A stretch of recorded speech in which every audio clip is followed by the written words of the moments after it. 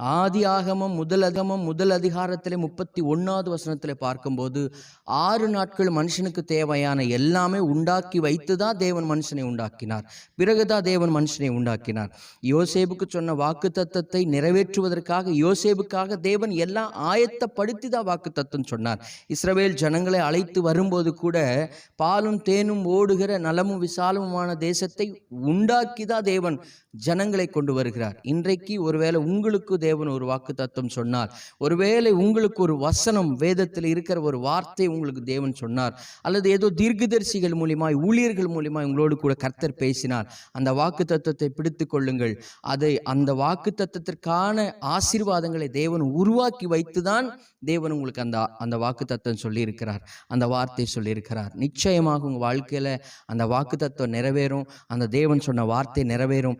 ஏனென்றால் தேவன் ஏற்கனவே உங்களுக்காக உருவாக்கி வைத்திருக்கிறார். வேதம் சொல்லு